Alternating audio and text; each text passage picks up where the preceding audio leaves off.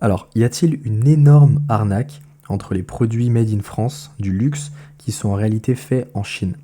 Alors, je pense que vous avez tous vu un peu sur les réseaux ce genre de vidéos. Do you recognize this style, this bag?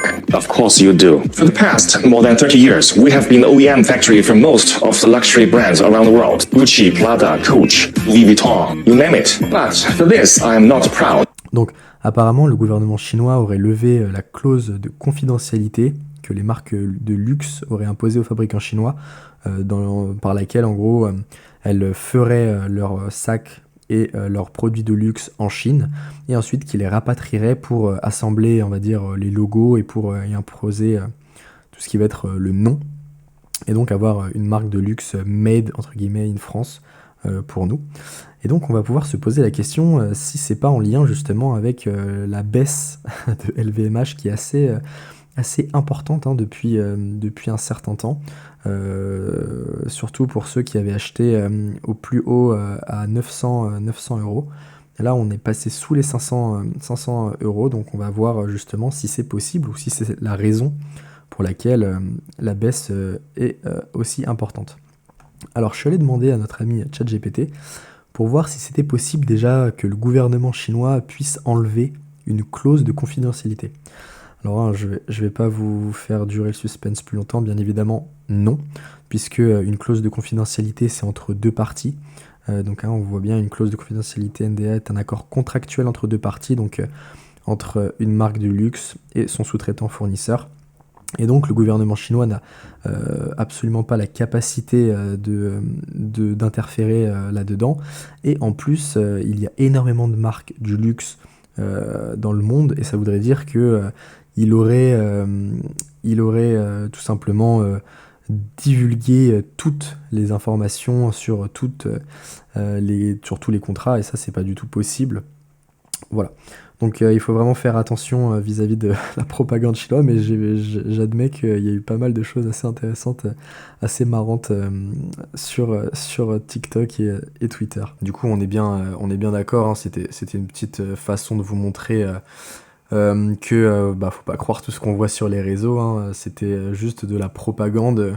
Puisque toutes les vidéos de ce sens sont sous-titrées en anglais, qui sont destinées à un public justement qui ne s'y connaît pas plus que ça. Vous vous doutez bien que toutes les grandes boîtes du luxe, si jamais c'était le cas, sont protégées par le droit international. Jamais la Chine ne pourrait faire ça, et puis vous auriez vu Hermès, vous auriez vu LVMH, vous auriez vu tous les grands noms du luxe s'effondrer de plus de 40 voire 50% si ça avait été le cas. Bien évidemment, il faut prendre tout ça avec des pincettes.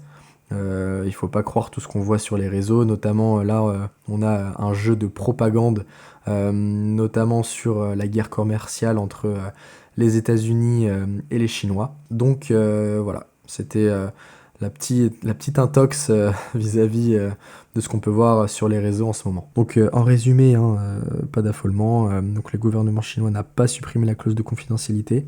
Voilà. En plus, il faut savoir que le luxe, notamment en France, hein, puisque nous c'est ce qui va nous intéresser, est une destination de choix pour les touristes chinois. Donc là, on voit bien que c'est la troisième en 2018. On était remonté à la troisième place des top destinations touristiques de luxe pour les consommateurs chinois. Vous savez tous que les Chinois sont très friands du luxe français. On voit bien, hein, si la France s'use dans de nombreux domaines, la mode et l'art, c'est surtout en fait le luxe qui séduit la clientèle chinoise. La France est associée à un symbole de savoir-faire, de qualité et de bon goût. Donc bien évidemment, on peut en plus voir avec les chiffres. Ici, on voit bien que sur les dépenses du luxe à l'international, les Chinois représentent quasiment la moitié en 2025. Enfin, ça c'est les espérances, mais vis-à-vis des autres années, on voit que c'est quand même en hausse. Et ici, donc c'était sur les revenus du chiffre d'affaires fait sur le quatrième trimestre, je crois. Voilà. Ici, le Q3 2024 sur LVMH. On voit que la part du chiffre d'affaires, il est de quasiment 30% sur l'Asie. Et donc, bien évidemment, si les marques de luxe faisaient en Chine Parce que là, c'est ce qu'il dit, hein.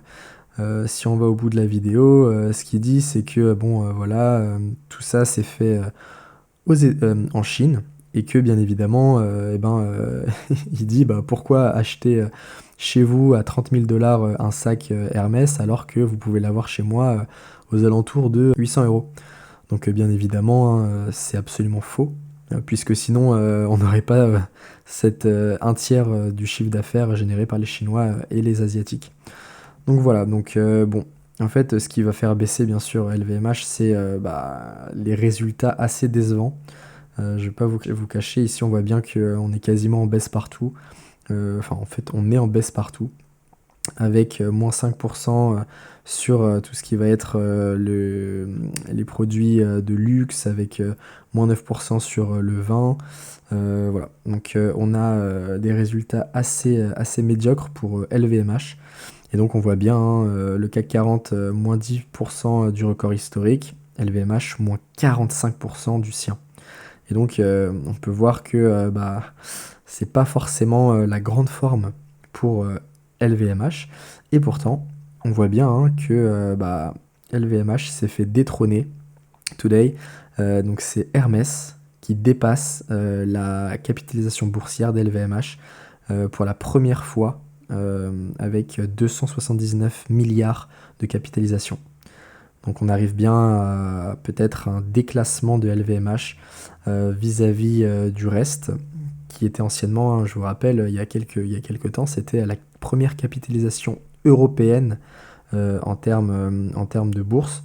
Donc voilà, je serais curieux de voir si vous êtes acheteur sur des niveaux comme ça, puisque là on arrive quand même à des valorisations, enfin à la bien dégonfler. On pourrait arriver au niveau des supports. J'ai vu pas mal de gens aux alentours de 480 qui se disaient acheteurs, donc à voir ce que ça donne. En tout cas, n'oubliez pas, LVMH c'est une très belle boîte. Maintenant, il y a des incertitudes vis-à-vis des taxes douanières. Donc voilà, à voir. En tout cas, je serais curieux de voir ce que vous comptez faire, ce que vous en possédez, est-ce que vous allez vendre, est-ce que vous allez acheter au 480. Donc n'hésitez pas à laisser un petit commentaire, un petit like, et puis on se retrouve pour continuer les news boursières. Allez, ciao. Donc, si t'es curieux, ou si ça t'intéresse, je te laisse t'asseoir, et on se retrouve dans la prochaine vidéo.